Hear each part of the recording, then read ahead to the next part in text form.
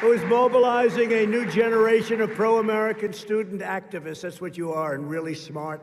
And you'll be up here someday. Somebody in that audience, maybe a few of you, you're going to be up here, right here, who are tough and smart and determined and truly unstoppable. You are. I want to thank also Kimberly, and I want to thank my son. Boy, I watched my son. I got here. Wow. I said, what's this all about? He's good. And people like him. People like him a lot. To everyone here today and watching live all across our country, thank you for bravely defending our nation, our values, and our great American heroes.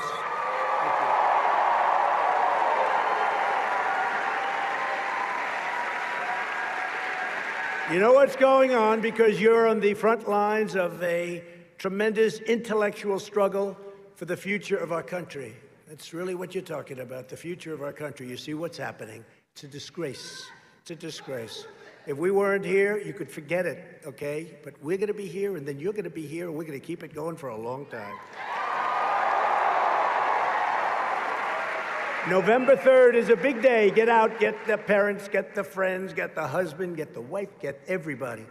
Now, the difference is they get everybody, even if they're not registered, if they're not citizens, if they're here illegally, they get everybody. That's one of the little difficulties. And, you know, you go through a whole nation and you see what's going on, and they report zero illegality. Check out California sometime.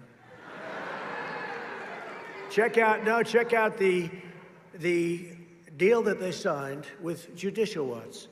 It was, I think Judicial Watch was like 1 million or 1.5 million people. They settled, they agreed that many people either voted illegally, shouldn't have been voting, a lot of things. They settled. And Judicial Watch said, look, we were so high, what difference did it make? What difference did it make? No, they play a very dirty game. You're fighting against an oppressive left-wing ideology that is driven by hate and seeks to purge all dissent. And you understand that. Amazing at that age. You're young people generally, a couple of oldsters out there, friends of mine. The radical left demands absolute conformity from every professor, researcher, reporter, journalist, corporation, entertainer, politician, campus speaker, and private citizen. But we have Charlie, and we have our people, and our people are stronger. Our people are stronger, and our people are smarter, and we are the elite. We are the elite. You know, do you ever notice? They said it 2 weeks ago. I was talking to somebody. She says, well, you know, the elite. I said, what are you talking about, the elite? Who's the elite? They're the elite? They're not the elite. You're the elite. You are. You're smarter. You're better looking. You have a better future. You know your way around better, believe it or not.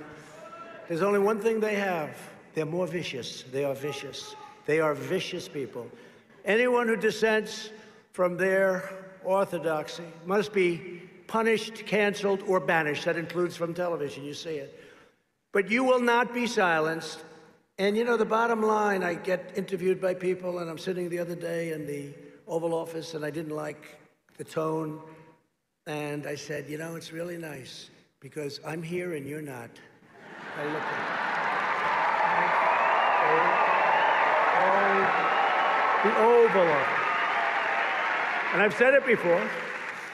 You're the courageous warriors standing in the way of what they want to do and their goals, and standing up for faith and family, God, country, and freedom. Freedom.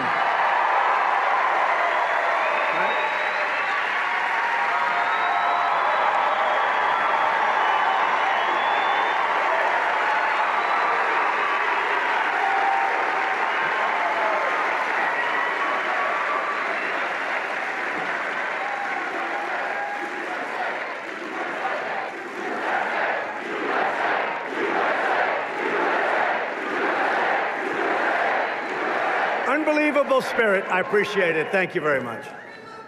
But the radical left, they hate our history, they hate our values, and they hate everything we prize as Americans, and we're right. Because our country didn't grow great with them. It grew great with you and your thought process and your ideology. The left-wing mob is trying to demolish our heritage, so they can replace it with a new repressive regime that they alone control. They're tearing down statues, desecrating monuments, and purging dissenters. It's not the behavior of a peaceful political movement. It's the behavior of totalitarians and tyrants and people that don't love our country. They don't love our country. The left is not trying to promote justice or equality or lift up the downtrodden. They have one goal, the pursuit of their own political power for whatever reason, but that's their goal. That really seems to be their goal or their sickness. And if you give power to people that demolish monuments and attack churches and seize city streets and set fire to buildings, then nothing is sacred and no one is safe. We stopped them last night. Do you see that? Andrew Jackson.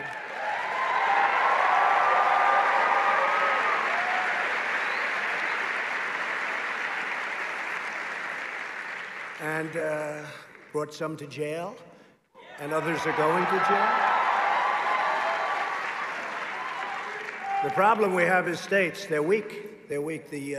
Many of the governors, many of the mayors, you see what's going on. And it's, by the way, just so you understand, it's all liberal Democrat states. Could you imagine if Sleepy Joe ever became president? This country would be a mess. They would rip down everything. Everything. Sleepy Joe. And he wouldn't call the shots. He would have nothing to do with it. Lock him in the Oval Office. Let's just do what we want to do. That's why, and you know, today he's with Obama, President Obama. It only took him, how long, a year and a half to endorse him? What did it take, a year and a half to endorse him? Even after he won, he didn't endorse him for a long time.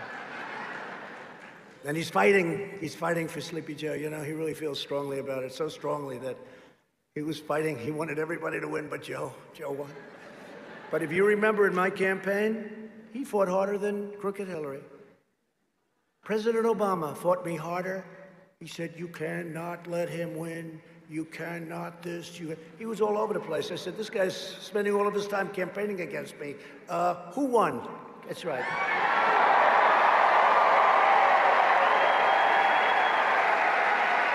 And don't forget, I'm only here because of him and Biden. I'm only here because of them, because if they did a good job, we wouldn't have been here. There would have been no reason. So I'm only here because of President Obama and the job he did, and Sleepy Joe Biden and the job that he didn't do, other than he did a good job for his son. Did a good job for his son. No, but I'm only here because of them. Otherwise, I wouldn't be here. People were very unhappy. The fake news doesn't report it. They were very unhappy. There was tremendous dissent, tremendous anger. A lot of people in this audience, I can tell you. But we're here today to declare that we will never cave to the left wing and the left wing intolerance. We will never surrender to mob violence. And we will uphold American freedom, equality, and justice for every citizen of every background. Very strong. That's who we are. That is what we believe. And that is why we must prevail on November 3rd. We have to prevail. Get out there.